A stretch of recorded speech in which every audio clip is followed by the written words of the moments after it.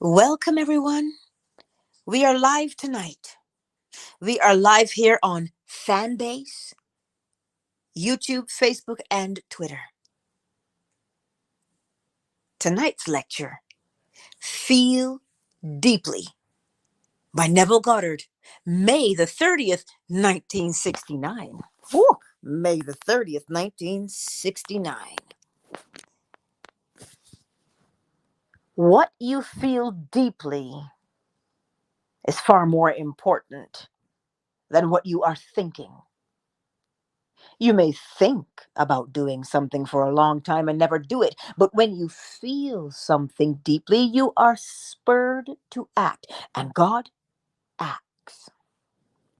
He who is the cause of all life acts through the sense of feeling. You can think 1,000 things, yet not be moved to act upon one of them. A deep conviction felt is far more important than anything you could ever think. Let us turn to the first chapter of James. Ask in faith with no doubting, for he who doubts is like the wave of the sea that is driven and tossed by the wind. Let not that person believe that a double-minded man, unstable in all his ways, shall receive anything from the Lord. But be ye doers of the word and not hearers only, deceiving yourself. For if you are a hearer only and not a doer, you are like a man who observes his natural face in the mirror and then goes his way, forgetting what he is like. But if you are a doer of the word and not just a forgetful hearer, you will look into the perfect law of liberty and persevere. That man shall be blessed in all his doings. How do you go about being a doer in place of a hearer only? By acting in faith. Scripture's central character, called Jesus, set no limit upon the love of God and the power of faith. In fact, all of his great deeds were prefaced with the words, according to your faith. Now, faith encompasses feeling. If you have faith, you will act. And if you act, God in you is acting, for God is your own wonderful human imagination, whose eternal name is I am. He acts only when you feel it. This is true even in the most practical way. If I tell you what I would like to be and you tell me to go my way as I am already it, and for one fleeting moment I see the world as I would see it if it were true, and then I turn and walk away, forgetting what the world looked like only a moment before, I am a forgetful hearer. But if I am a doer of the word and not a hearer only, I persevere. Or, as the word is translated in the King James Version, I continue in the state. For all things are possible to the power of the word. Look in a mirror and you will see your face reflected there. But if you have another mirror which you can look into,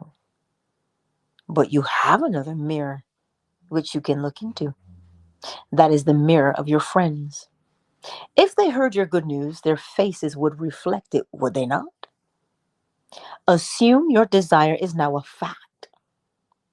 Feel its substance and reality. Then let your friends see you in that state. They are your living mirror. Now persevere in that state and do not turn away and quickly forget what you were like. Walk through this door tonight in the assumption that you are the man or woman you want to be. It doesn't make any difference if the outside denies it. You have seen the expression on the faces of your friends and heard their congratulations on the inside with faith. Now carry this feeling into the deep and persevere. Conjure a living mirror of friends and acquaintances who have heard your good news and accepted it as permanent. See your face reflected in theirs. If they love you, you will see empathy. They will be rejoicing because of your good fortune. Now persevere in that awareness And do not forget what you have seen in your living mirror. If you do, you will be blessed in the doing, as you are told in the first chapter of the book of Psalms. Blessed is the man who delights in the law of the Lord, the perfect law of liberty, for in all that he does, he prospers. Were you not liberated from your past when you saw your friends' faces reflecting what you wanted them to see? If you had left the state of poverty, sickness, or weakness behind and moved into the state of wealth, health, or strength, and your friends knew it, well, you would be set free from your former limitation. So, looking into the perfect law of liberty and persevering, you are blessed in all that you do. I tell you from personal experience that it works, but we are the operant power. It does not operate itself.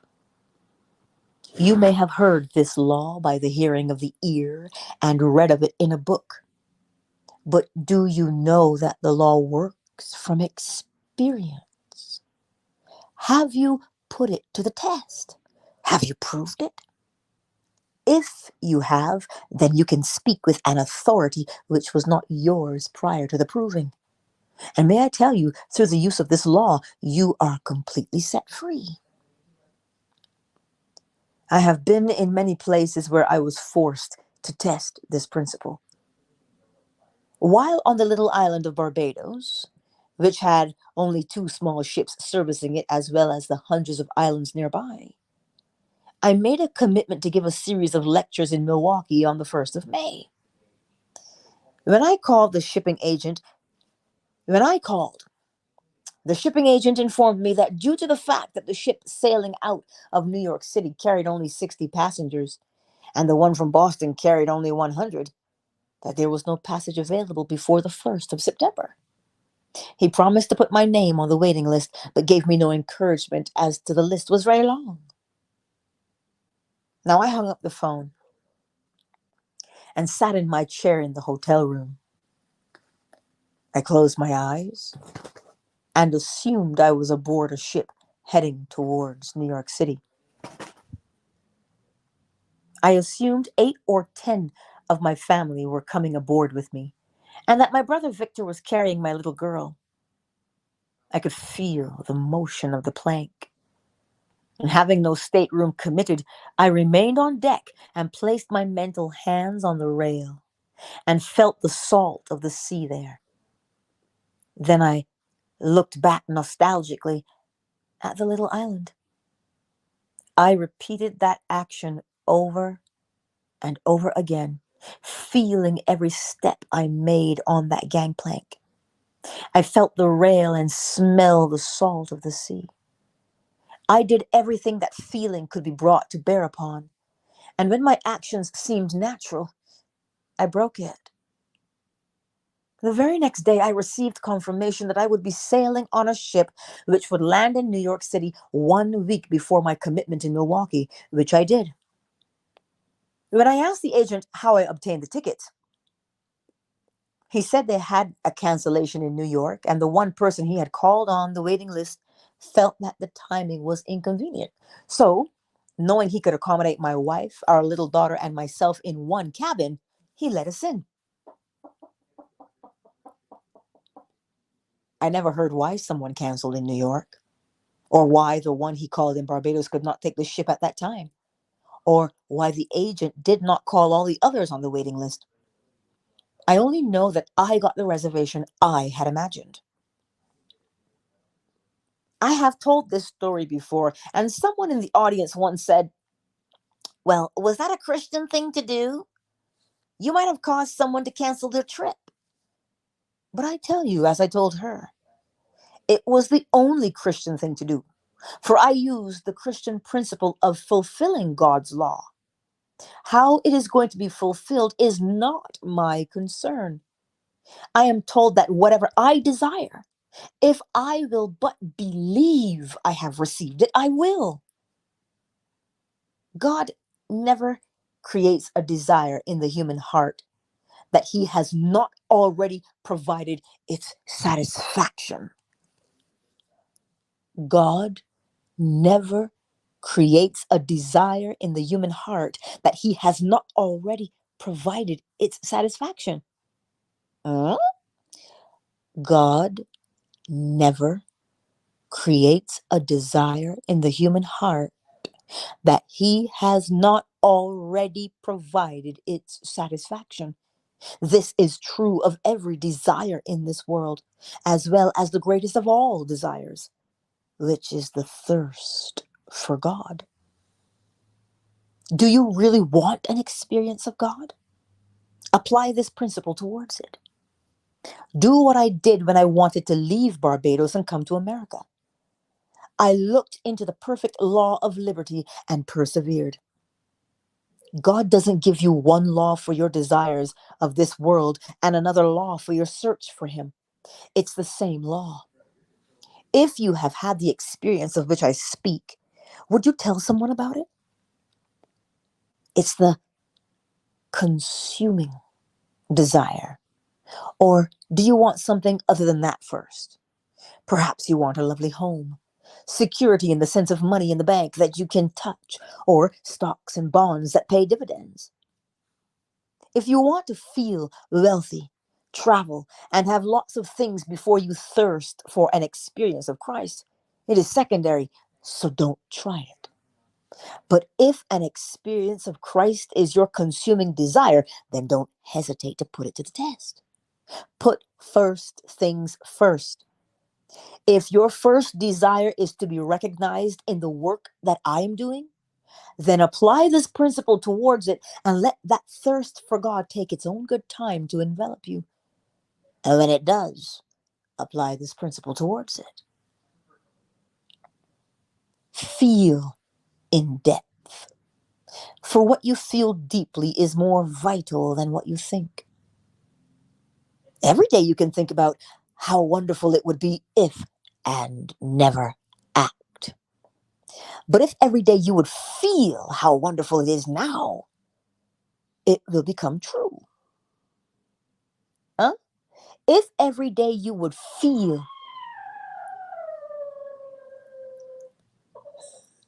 if every day you would feel how wonderful it is now, it will become true.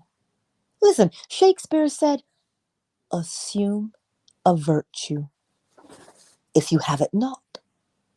A virtue must be felt to be assumed. Refrain from the assumption tonight, and it will be easy to refrain next week, and still easier the next. But if you will assume your desire is fulfilled now and persevere in that assumption through the sense of feeling, it will be externalized as a literal fact in your world. If you will assume your desire is fulfilled now and persevere in that assumption through the sense of feeling it will be externalized as a literal fact in your world. If you will assume your desire is fulfilled now and persevere in that assumption through the sense of feeling it will be externalized as a literal fact in your world. I am calling upon everyone to put this into practice. Every desire contains its own satisfaction to be fed upon. It's entirely up to you. You may feed your hunger by thinking of your desire, or feed its satisfaction by thinking from its fulfillment. It is God who gives you every desire, be it for things of this age or the age to come. As told us in the book of Amos, I will send a famine upon the world. It will not be a hunger for bread or a thirst for water, but for the hearing of the word of God. When you want to speak the word of God, your hunger is not for the hearing of the word, but for the glamour connected with the teaching. It is the spotlight you desire, and that too has been provided for. Every desire can and will be satisfied if you will look into the law of liberty and persevere. Then you will be blessed in all you do. A chap came to see me from New York City yesterday. When I heard his request, I would not tell him my reaction to it, but that I would hear that he had it. This chap, now retired from the antique department of Macy's, has been teaching in one of these isms back east. Then he started corresponding with a group out here who, unable to believe in themselves, wants a leader. So they have asked him to come lead them. When he told me the nature of his desire, I was sorry that all he could see in life was the spotlight. But I granted it to him. He is tired of playing third, fourth, or fifth fiddle to a leader who has milked $1 million out of those who are buying bricks into heaven. Well, having nothing, this man's followers are building heaven for him and giving it to him as their gift. They have bought valuable land in New York City and built a building on it. Then he threw a banquet at a large hotel, and they paid $50 for the privilege of seeing the mortgage they paid for burned. But the land and the building are in his name. Back in 1943, this same man told me he was coming to New York for only one purpose, and that was to make money in the so-called New Thought movement. When I heard him say this, I thought he was in the wrong profession. If you wanted to make a lot of money, you should go into steel, oil, or coal. If you want to do this work, you can live well, but will not have the ambition for millions. Well, he wanted lots of money, and now he has it, as well as homes in the country, an apartment in the city, and a lovely large building in New York City, which those who love to be milked paid for. The chap who came to see me assisted this man. He has seen how phony it has been, but he hasn't completely overcome it. He still wants the spotlight, and now he has the opportunity to get it. I will pray for his success, not as a teacher, for he is not one, but for the glamour he will receive by those who want the nonsense, as they are going to start off by not eating meat, smoking, or drinking. In fact, a complete loss of the palate. His request does not offend my moral code, so I can easily say that he is successful. But I urge you who are sincere to try to create within yourself a longing for the deepest of all desires, and that is to know God from experience.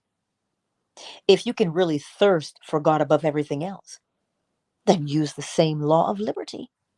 Look into the faces of your friends and say with deep conviction and feeling, I have had the experiences of which Neville speaks. The entire series, from the resurrection through the descent of the dove, has unfolded within me. Then persevere, for God has provided a satisfaction for that hunger, and you will know it. But if this hunger is not yet upon you, and you sincerely want a better way of living, that is not wrong. Simply use the same principle of the perfect law of liberty and persevere. Having acted, don't turn and forget what you have done, but sleep in that conviction, and in a way you do not know, it will be yours. Tonight, many of our friends are not here because it is Memorial Day. But I tell you, not one moment in time is holier than another, and there's no earthly place more sacred than the other. Wherever you stand is sacred ground because you are there. Today, millions are celebrating Memorial Day, remembering the dead and placing flowers on a grave their loved ones do not occupy. But this morning, just prior to walking, I saw my brother Lawrence. He died at the age of 62, but looked much older because he had suffered so much before his departure. And this morning, he was only about 23 years of age. We were both fully awake, and he asked me to tell his wife that the money he left her was for her and not to save it for the children.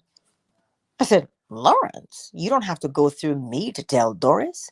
She wouldn't give one penny to anyone anyway. She never has. Do you think she would change now? Her only concern is that you did not give it all to her, but shared equally with your 4 children. But I was with Lawrence. He was strong, strapping, and handsome, blond with brown eyes. He's the same Lawrence, with the same intelligence he had when he left here. He's younger now, but he still has the memory of the family he left behind. The veil is no clearer to him there than it is to those on this side. Only one who is awake can penetrate the veil consciously. It is easy now for me to go beyond the world of dream and enter the world of spirit, walking and meet my friends there, or of spirit waking and meet my friends there. But on Memorial Day, men think of the dead, while I am speaking of life everlasting. Let the dead bury the dead and follow me, for I have risen from the dead, and I speak of a living God who is real. I cannot go to a cemetery and put flowers or a flag on that which is not there. The body may have been placed there, but not the spirit. You are buried in the skull, and in that skull you will remain dreaming your dream of life until you awaken and are born the second time. It is from there you are going to find David, who reveals you as God the Father. It is from there you're going to be split in two and ascend into the Holy of Holies. You were begotten in that skull, and you will end the drama there, to know you are one with the one and only living God. In Genesis 25 and 27, the story is told of Isaac, who had 2 sons. The first son, Esau, had hair all over, while the second son, Jacob, was hairless. Well, being blind, Isaac calls Esau and asks him to go get some venison for dinner. Jacob, having overheard the request, clothed himself in the skins of his brother Esau and took the venison to his father. Isaac, hearing Jacob's voice, began to doubt until he felt his reality and caught his odor. Satisfying himself that the son was real, Jacob was given the father's blessing. When Esau returned from the hunt, Jacob disappeared. But Isaac said, although your brother came through deception, I have given him your blessing, and I cannot take it back. After smothering yourself in feeling, you have sent it on its way and cannot take it back. For prayer is nothing more than the subjective appropriation of an objective hope. Imagine by giving objective reality to your hope. Hair is the most objective thing on a man. Bring your hope so close that you can feel what it would be like if it were objective to you. Clothe yourself in that feeling, and you have clothed yourself in the reality of an Esau. The world will not immediately reflect your feeling, but you have set your desire in motion and cannot take it back. You have given a subjective state your blessing by giving it objective reality. Now it must fulfill its destiny so that you will be blessed in all that you are doing. If you don't give your subjective hope objective reality, you can't be blessed in its fulfillment. You must clothe yourself in the feeling that your wish is fulfilled. Jacob is your desire, waiting to be clothed in the feeling of external reality. Catch the feeling, and you have clothed Jacob with the external reality of Esau. And now deceive yourself into believing that your desire is externally real and give it your blessing by subjectively appropriating your objective hope. Who is the blind Isaac? You are, for you cannot see what you are asking for in your outer world. It's a hope and you are blind to it. But when you clothe yourself in the feeling of its fulfillment, you are eating the feeling of satisfaction. Feast upon this feeling, morning, noon, and night. And in a way you do not know, your desire will become an objective reality in your world. In this story, we see the importance of feeling. Isaac asked Jacob to come close and kiss him. The word translated kiss means to set on fire, to burn, to touch. That's an emotion, an intense feeling. Reality is felt through the sense of touch. Feeling is touch. Tasting is touch. Scripture tells us he tasted death for all of us. How do you taste death? By experiencing it. Jesus tasted death by dying in all, that all may know who he is. Now I urge you to put his teaching into practice. He taught you to simply appropriate a subjective state, which is your objective hope, and know it must externalize itself in your world. Do that, and it will. Ask in faith without a doubt, for those who doubt are like the wave of the sea that is driven and tossed by the wind. They're double-minded, for they know what they are while desiring to be something else. You must be single-minded by dropping what you believe you are and assuming that you are already what you desire to be. For you cannot desire something you already possess. Look into the wonderful law of liberty which sets you free, and you will see your freedom in the faces of your friends. Persist in your assumption, and it must come to pass.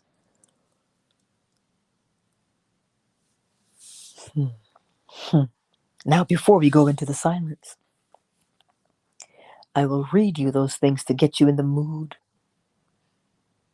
of feeling.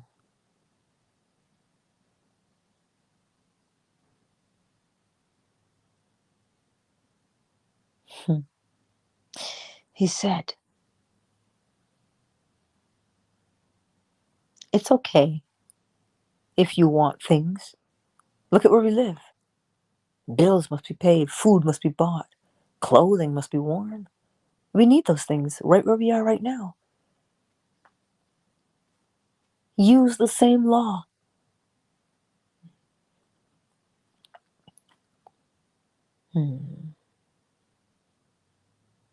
It's okay, I'm scrolling backwards. He says, look in a mirror and you will see your face reflected there. But you have another mirror which you can look into. That is the mirror of your friends. If they heard your good news, their faces would reflect it, would they not? Assume your desire is now a fact. Feel its substance and reality. Then let your friends see you in that state. They are your living mirror.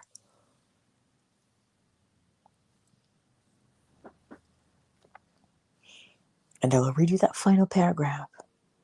And as you hear it, what is it that you want to experience, to possess? You have friends. He's telling you how to do this. Can you see your friends' faces? Perhaps if you don't see it, can you hear their voices? So whatever this thing is that you want, you have to convince yourself that it is true. And the way to do that is to feel it. Because if it were true, that's the reaction your body would give you. So remember the law of cause and effect. You can use a feeling to make a thing appear, just like you can use a thing to make a feeling appear. So he is using cause and effect in reverse. He says, "Now I urge you to put this teaching into practice." He taught you to simply appropriate a subjective state, which is your objective hope, and know it must externalize itself in your world. Do that, and it will. Ask in faith without a doubt. For those who doubt are like the wave of the sea that is driven and tossed by the wind. They are double minded, for they know what they are while desiring to be something else. You must be single minded by dropping what you believe you are and assuming that you are already what you desire to be. For you cannot desire something you already possess. Look into the wonderful law of liberty which sets you free, and you will see your freedom in the faces of your friends. Persist in your assumption, and it will come to pass. So, what do you want? Can you see your friends' faces or hear their voices as they react to your good news, as they celebrate with you? Listen, you may have a jealous person in the mix and go, oh, now you think you're special. If you can hear that and you can see the scowl on their face, you see? You can see the scowl on their face. You can see their jealousy. Their jealousy on their face is telling you, because you can feel it, right? It is telling you, you got what it is. So, as we go into the silence, what is it that you want? Bring up the faces of your friends or the voices of your friends and hear it or see it.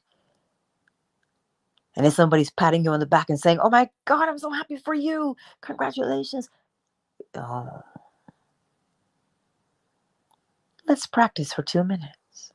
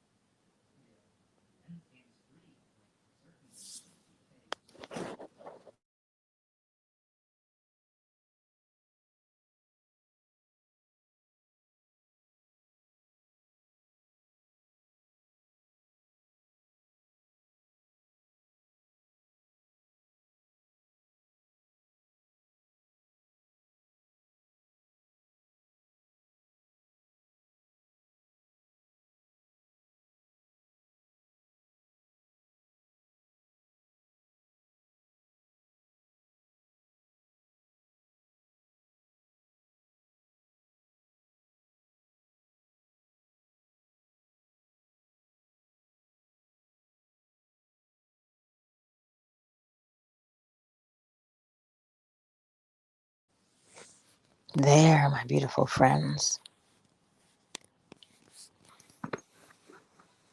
I trust that as you put your head on your pillow tonight, you will feel. The feeling is both mental and physical. The body always will tell you what you're feeling. Happy, sad, excited, elated, angry. Your body will always tell you by way of a feeling. So when you hear congratulations and you hear your name, see how that makes you feel? Here's a question before we go. The question is, rather than caring about the external, how do I appropriate an internal state like infinite compassion and love? By doing the exact same thing. Because you can clearly see what you are right now if you are not compassionate. You can see that. But what would you see? How would you be different? How would you speak to people differently? Would they be surprised by your compassion? Because you remember, you have friends and they see you all the time, they hear you all the time, they know you well. Would they say, "Whoa, I remember when you used to be like, it is exactly the same." Whether for thing, they're both things. Compassion is a thing and paying your bills is a thing. They're both things. And we use the exact same law to bring about the satisfaction of both of them.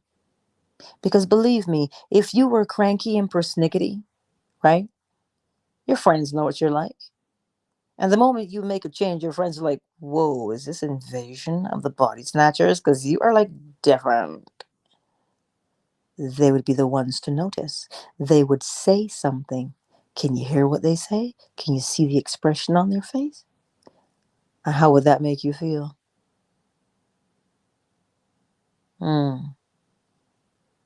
How would it make you feel?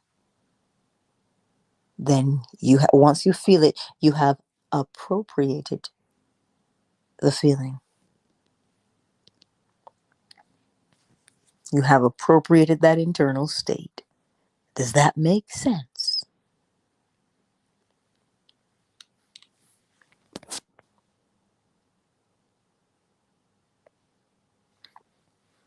So, my beautiful friends, take comfort tonight as you rest because that lecture is on point.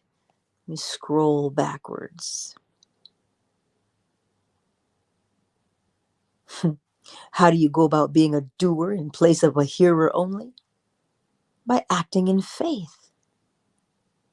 Scripture's central character called Jesus set no limit upon the love of God and the power of faith. In fact, all of his great deeds were perfected with the words, or prefaced with the words, according to your faith. As within, so without. Now, faith encompasses feeling. If you have faith, you will act.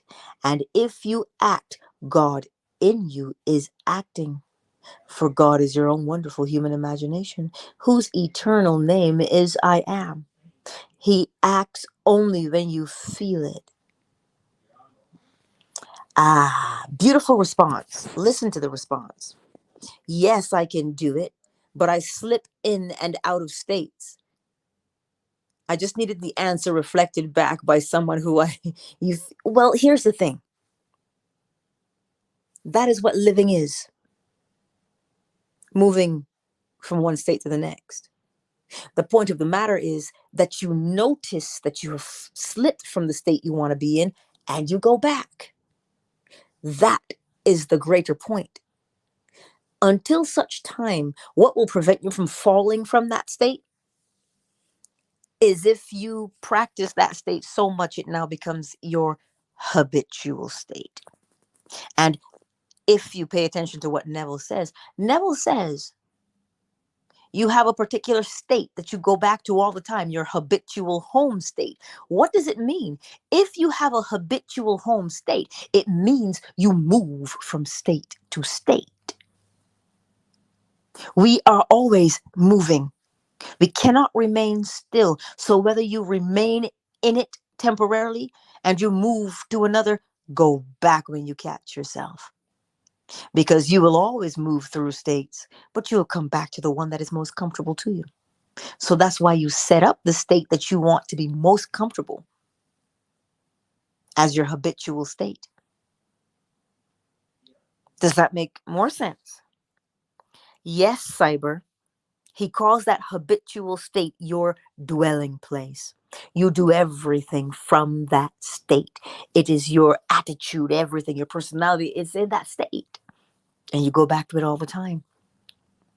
So the moment you hear we go back to it all the time and we have a dwelling place, that clearly tells us that we do not remain in a state indefinitely.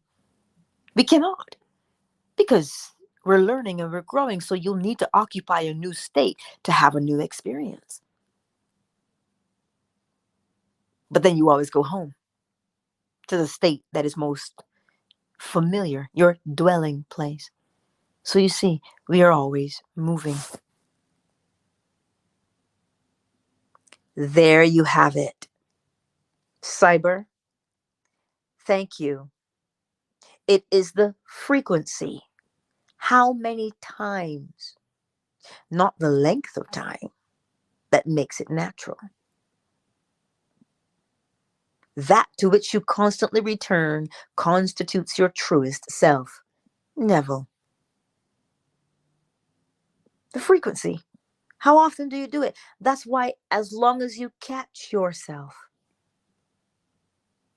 and put yourself back where you want to be, how many times are you going to do that? That's what forms the habit, doing the same thing the same way every time. Thank you, Cyber. You see, if we listen to what Neville says, he is speaking the law, those 7 principles he is.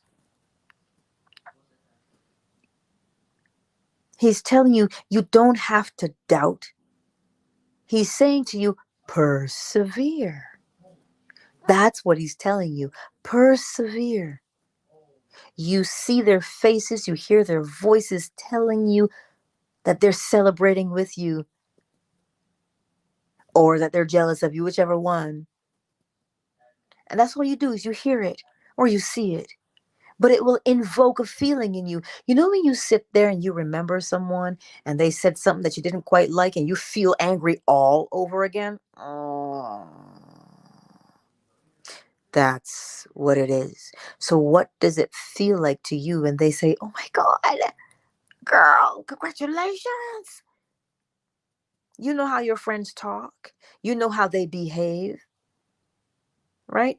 If you've got a group of girly girls, somebody's going to be saying, tell me about it again. That is so exciting if that's what your friends are like.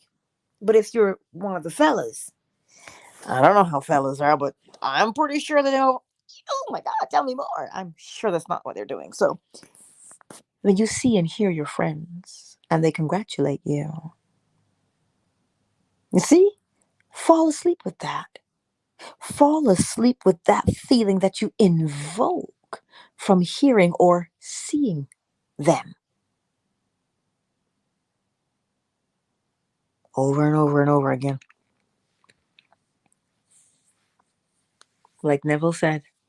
And that, when he mentioned the story of the boat in Barbados, that is from the lecture Catch the Mood. And so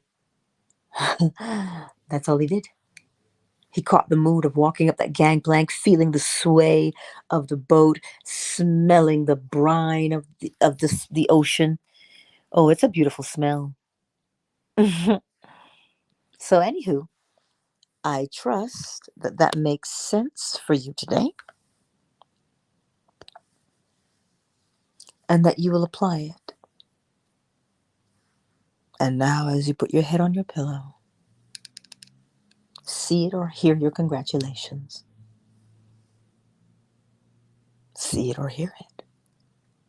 Revel in it. Didn't he say something like that? Saturate yourself in it. I'm trying to find the word. I'm scrolling through the lecture.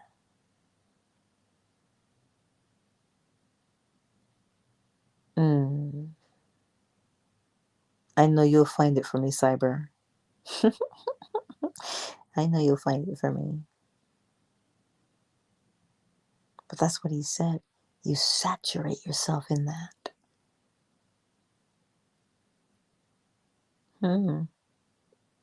It is beautiful. Anyhow.